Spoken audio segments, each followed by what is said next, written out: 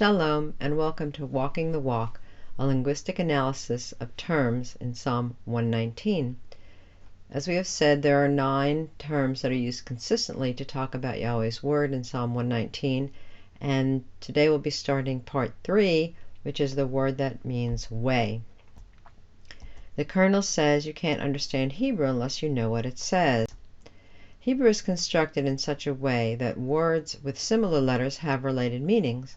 By examining the related roots of each word, we come to a better understanding of what Hebrew words mean. Today we'll be looking at the word derech, which is translated as way or journey, manner or path, sometimes custom. In this psalm, in the King James, it's consistently translated as way, and this corresponds to the Greek word odos, which is also a path or a specific road or a metaphorical way. And you see a list of the verses in Psalm 119 where the word derech appears. So derech can mean either a physical way or a manner or a habit, a way of behavior. Genesis 3:24, so he drove out the man, and he placed at the east of the garden of Eden cherubim, and a flaming sword which turned every way, to keep the way of the tree of life, to guard this road or this path that leads to the tree of life. It's guarded by these cherubim with flaming swords. Genesis 6:12, and God looked upon the earth, and behold, it was corrupt, for all flesh had corrupted his way upon the earth. Every manner of their behavior was corrupt before the flood. Genesis 18:19, for I know him, that he will command his children and his household after him, and they shall keep the way of Yahweh, to do justice and judgment, that Yahweh may bring upon Abraham that which he hath spoken of him. So talking about Abraham's future generations, Yahweh was sure that Abraham would instruct his children in all the laws, all the Torot, all the way, all the manner, all the customs of things that were necessary to serve Yahweh our God. In Genesis 24:21, and the man wondering at her held his peace, to wit, whether Yahweh had made his journey prosperous or not. So this is a physical meaning of the word derech. It means a physical journey that the man took. The man is Eliezer. He's coming and looking for a bride for Isaac. Genesis 31:35, and she said to her father, let it not displease my Lord that I cannot rise up before thee, for the custom of women is upon me. And he searched, but found not the images. This is the story of Laban looking for the household idols that are stolen by Rachel, and she is sitting on a camel saddle under which the idols are hidden, and she makes an excuse that she cannot stand up because she's on her monthly cycle. So this is the custom, this is the way that women are in their bodies. It's a habitual thing. It recurs on a regular basis. Psalm 18:30, as for God, his way is perfect, the word of Yahweh is tried. He is a buckler to all those that trust in him. So Yahweh has paths, and he has roads, and he has customs and habits that he gives us the way to go. The root verb is darach, and it means to tread in terms of taking a step. It's used with treading out grapes or wheat or olives. It's also used to bend the bow and also to lead. In Deuteronomy 11:24, every place whereon the soles of your feet shall tread shall be yours, from the wilderness and Lebanon, from the river Euphrates, unto the uttermost sea shall your coast be. This is a promise of Yahweh to the people of Israel. Wherever they walk, wherever they set the sole of their foot, wherever they take that step, that place will belong to them. In Judges 9:27, and they went out into the fields and gathered their vineyards and trod the grapes and made merry, and went into the house of their God and did eat and drink and cursed Abimelech. The words, the grapes, are inserted here, but the idea is that people have gone out to their vineyards, they've harvested grapes, and then they're smashing the grapes with their feet. They're stepping on the grapes to make wine. The very root idea of taking a step is attached to archery. When we have a bow and arrow, we leave the bow unstrung in a resting position so that there is no unnecessary tension put on the wood part of the bow, so that bow can remain flexible. In order to string or unstring a bow, you need to step through the wood and the string parts of the bow. You use your leg as a fulcrum against which you can bend the bow, put more flexibility into it so you can get the shorter string either on that part of the bow or detached from a bow.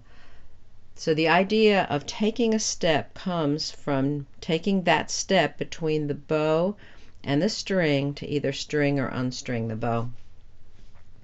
1 Chronicles 5:18, the sons of Reuben and the Gadites, and half the tribe of Manasseh, of valiant men, men able to bear buckler and sword, and to shoot with bow, and skillful in war, were 44,760 that went out to the war. In Psalm 37:14, the wicked have drawn out the sword and have bent their bow to cast down the poor and needy, and to slay such as be of upright conversation. The word conversation here is derech. It's not a great translation. It's a King James translation. You can see that the Young's literal translation is way, and NASB is conduct. And this is more the idea. It's not about how you talk, but how you lead your life. The wicked people are ready to slay those that have a straight way, a good conduct. They are upright. This goes back to, again, the idea in Torah that also has to do with sending an arrow in a direction. When the root darach comes into the he feel, it means to cause to go, in other words, to lead somebody. Isaiah 42:16, and I will bring the blind by a way, that is a derech, that they knew not. I will lead them in paths that they have not known. I will make darkness light before them, and crooked things straight. These things will I do unto them, and not forsake them. Yahweh will cause the people to go. He will lead them. In Habakkuk 3:19, Yahweh God is my strength, and he will make my feet like hinds' feet. He will make me to walk upon mine high places, to the chief singer on my stringed instruments. So this is, again, he is leading them, or he is causing you to walk in a certain way. Cognate roots are roots which are related to each other by linguistic rules of sound shift, and we're just going to look at one cognate root for derech, and that is darag, replacing a guttural in the throat. Ch and g are related to each other. The root darag only appears in one word in the Tanakh, and that's madrega, and madrega only appears twice, and it means a set of stairs or a way of climbing up. In Song of Songs 2:14, O my dove, that art in the clefts of the rock and the secret places of the stairs, let me see thy countenance, let me hear thy voice, for sweet is thy voice, and thy countenance is comely. I'm sure that this is a mystery to be revealed. What is the secret place of the stairs? Ezekiel 38:20, so that the fishes of the sea, and the fowls of the heaven, and the beasts of the field, and all creeping things that creep upon the earth, and all the men that are upon the face of the earth, shall shake at my presence, and the mountains shall be thrown down, and the steep places shall fall, and every wall shall fall to the ground. Of course, talking about the war of Gog and Magog. What does the idea of way mean in the spiritual life of a believer? We know that in Acts 9:2, as we have the Greek text from the New Testament, it uses this word way, odos, to talk about the way, the custom, the habits of the new believers. Acts 9:2, and desired of him letters to Damascus to the synagogues, that if he found any of this way, whether they were men or women, he might bring them bound unto Jerusalem. This is Paul asking for permission to go get the new believers and have them have trials in Jerusalem. The life of a believer is a journey. There is no one-time ticket to heaven. We have to walk a walk. We have to continuously walk in a way. There are so many scriptures that relate to this way. In Jeremiah it says, walk in the way. Seek the ancient paths, walk in that way.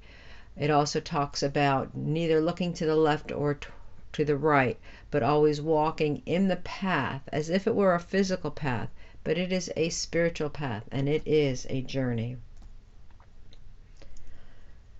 How we live and what we do should be as a manner or custom for us, that we should be repeating the same kinds of behavior on a regular basis, that shows our way, that shows our habit. It has a direction like an arrow, and that direction, of course, is towards the Father. Yahweh will lead us on this journey if we can be soft of heart, if we can pay attention and read His Word and be immersed in His Word. Then He will show us the way to go. He's not asking us to walk blindly. And it is like the stairs from a steep place. In Psalm 40 it says that Yahweh has drawn me out of a pit, just as Joseph was drawn out of a pit. We have to come up from a steep place, and we get there by taking steps. It's a journey. We take one step at a time. I'm sure there are many other inferences that you can draw out about these related roots and ideas. In the meantime, tasim et ha'inayim al hashamayim, keep your eye on the sky, your redemption draweth nigh. Shalom.